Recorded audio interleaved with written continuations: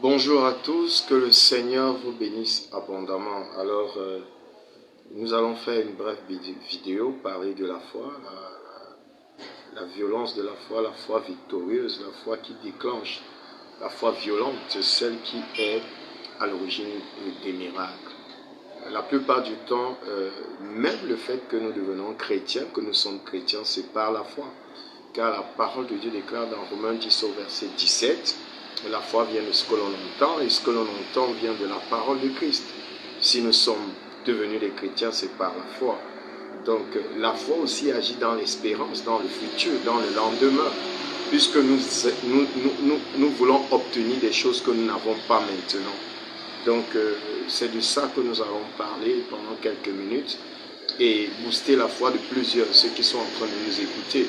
Et si c'est la première fois que vous tombez sur la vidéo, je suis le pasteur Bello Oumar, pasteur principal des églises de la Grande Moisson. Que le Seigneur vous bénisse abondamment. Alors, nous allons prendre un verset biblique dans Matthieu chapitre 11 au verset 12. Il est clairement écrit, depuis le temps de Jean-Baptiste jusqu'à présent, le royaume des cieux est forcé et ce sont les violents qui s'en emparent. En réalité, la foi, c'est égal à la victoire. Il y a plein de personnes qui nous écoutent maintenant, qui sont dans des difficultés, qui sont dans beaucoup de tragédies, beaucoup de problèmes, mais il n'est jamais trop tard. Mettez votre foi en l'Éternel et il ne va pas vous abandonner. La Bible dit dans 1 Jean 5 au verset 4, « Parce que tout ce qui est né de Dieu triomphe du monde. Et la victoire qui triomphe du monde, c'est notre foi, c'est votre foi. » Je ne sais pas par quoi vous passez en ce moment, mais je peux vous dire que la foi que vous mettez en l'Éternel, cette foi-là va vous ouvrir les portes et dans le merveilleux nom de notre Seigneur Jésus. Le succès dans la vie appelle un niveau de violence dans la chrétienté. La paresse n'est pas de Dieu et beaucoup de gens ont souvent, enfin ceux qui n'ont pas compris l'évangile, la nécessité de la puissance de la parole de Dieu, ont tout fait pour nous font comprendre que non, l'évangile est venu aliéner, l'évangile c'est le pium du peuple, encore pour aliéner le peuple noir. Je dis non. Et la parole de Dieu est justement là pour nous libérer. La parole de Dieu est là pour nous inspirer.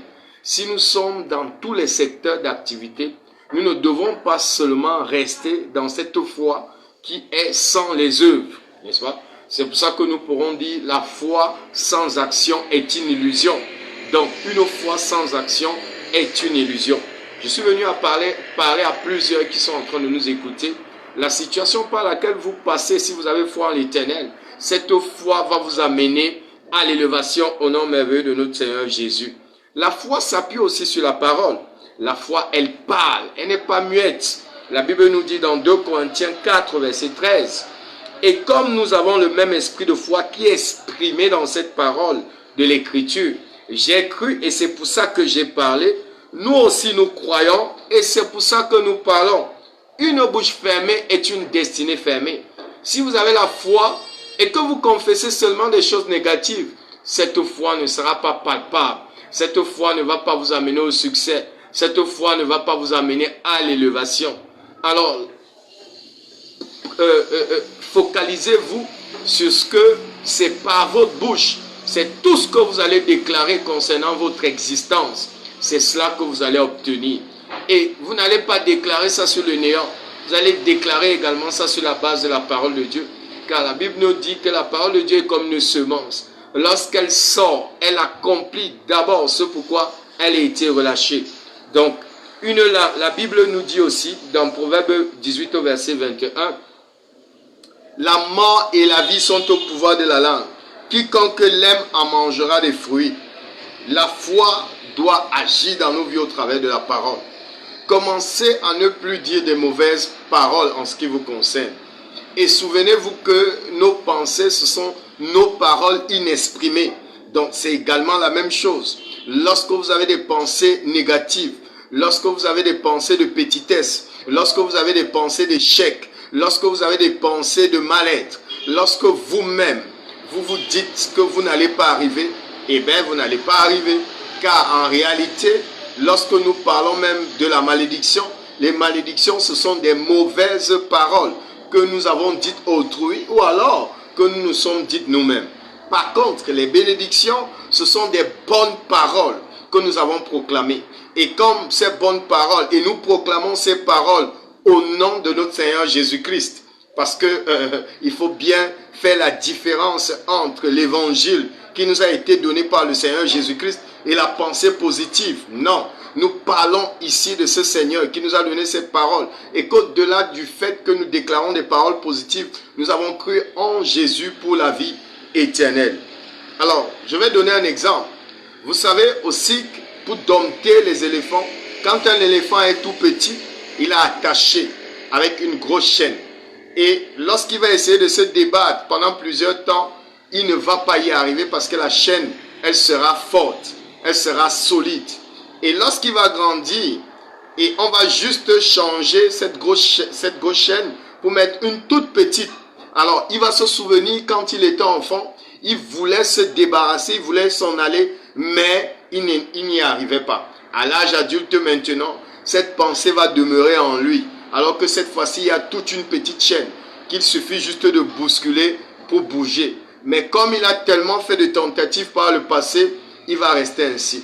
Vous n'êtes pas votre passé. Vous n'êtes pas vos situations passées. La Bible nous dit même dans 2 Corinthiens 5 au verset 17, si quelqu'un est en Christ, elle est une nouvelle créature.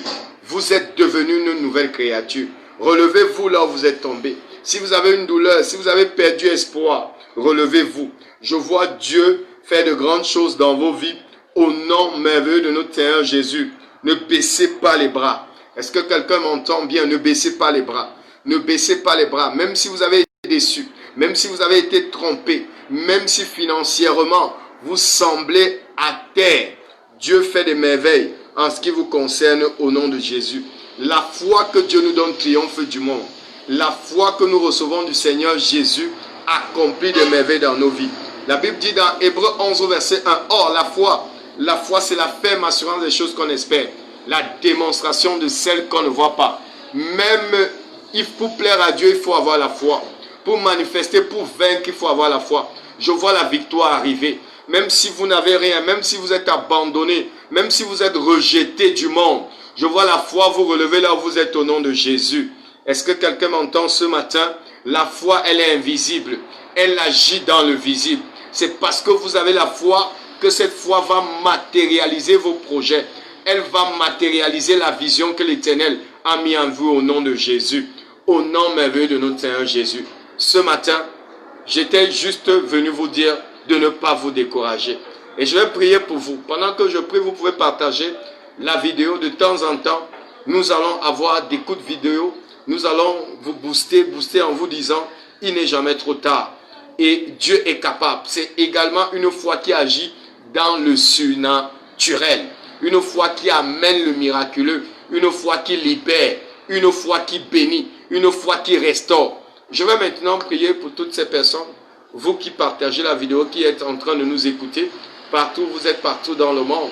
Je vais prier pour vous. Éternel, mon Dieu, mon roi. Je prie pour toutes ces personnes qui sont en train de nous écouter. Partout là où il y a eu les pleurs, Seigneur. Essuie les larmes au nom de notre Seigneur Jésus-Christ. Partout là où il y a eu le rejet, Seigneur. Apporte, n'est-ce pas, autant d'amour et de grâce et de faveur au nom de Jésus. Là où le désespoir avait déjà touché plusieurs personnes, Seigneur, apporte l'espoir au nom merveilleux de notre Seigneur Jésus-Christ. Là où même des personnes sont frappées par l'occultisme. Là où des personnes dorment mal quand la nuit arrive. C'est des cauchemars à ne plus en finir. Je prie que la puissance de Dieu vous libère là où vous êtes au nom merveilleux de notre Seigneur Jésus-Christ. Seigneur, je prie pour ceux qui sont dans le chômage aujourd'hui. Que Dieu se souvienne de vous au nom de Jésus. Je prie au nom de notre Seigneur Jésus-Christ. Je prie pour ceux qui espèrent une éventuelle guérison, qui longtemps sont malades. La Bible dit qu'il envoie sa parole et sa parole est guérie. Recevez la guérison là où vous êtes au nom de Jésus. Ne perdez pas espoir. Il n'est jamais trop tard. Je vois la grâce de Dieu se révéler dans vos Jésus. Si même vous êtes malade en ce moment, puisque la foi agit avec la puissance de Dieu, si vous avez mal quelque part, imposez juste la main là où vous avez mal. Et je vais prier pour vous. Dieu agit au travers des hommes.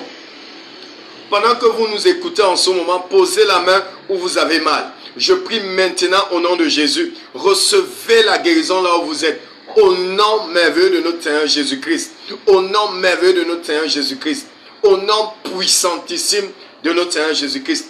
Il n'est jamais trop tard. Je vois Dieu vous amener là où vous n'avez même pas imaginé. Il est celui qui prend le pauvre pour le faire asseoir avec les grands.